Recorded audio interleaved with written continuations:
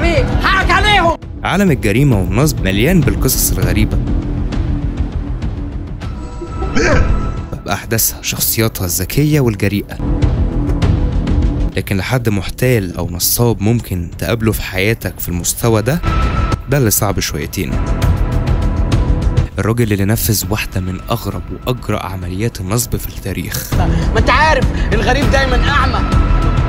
قدر يبيع برج إيفل مرتين. كده. فيكتور لوستيدج.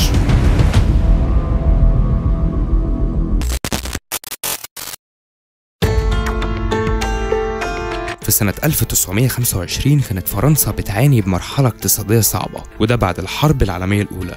وقتها كان برج إيفل اللي اتبنى في 89 كان رمز للمعرض العالمي، كان بيعاني من الإهمال وتكلفة صيانته. الصحف وقتها بدأت تناقش جدوى استمراره كما هو عليه، علشان تكتر الإشاعات بين إمكانية تفكيكه أو بيعه. يطلع الخبر بره البلد خالص، وممكن نروح شوية للنمسا، للشخص اللي بنحكي عليه النهاردة. فيكتور لوستيدج محتال نمساوي وقع في إيده الخبر وشاف إنها فرصة مثالية. فيكتور وقتها كانت لعبته التزوير، زور شوية ورق حكومية وانتحل شخصية مسؤول في وزارة البريد والاتصالات الفرنسية، ودي الجهة اللي كانت وقتها مسؤولة عن الأبراج والمنشآت العامة، علشان ينزل بعدها فرنسا وتحديدا باريس ويبعت كام دعوة رسمية لعدد من كبار تجار الخردة، وجابهم في أفخم فندق علشان يشرح لهم بأسلوب مقنع ومدروس. وفي كلامه قال إن الحكومة ناوية إنها تبيع البرج، وإن الموضوع ده سري علشان ما يحصلش دوشة في الرأي العام. وفي وسط الناس اللي كانت قاعدة بتسمع للكلام وهم مقتنعين جدا باللي بيحصل، ظهر واحد اسمه أندريا بواسون، واحد من التجار التقال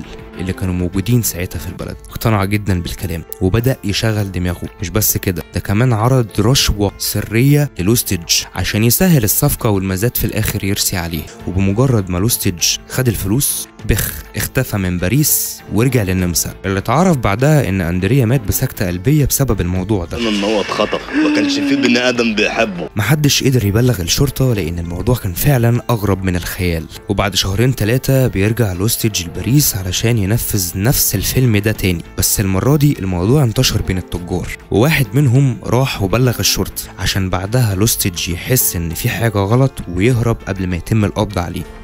يعني ايه؟ انا كل شويه اتعلم عليا.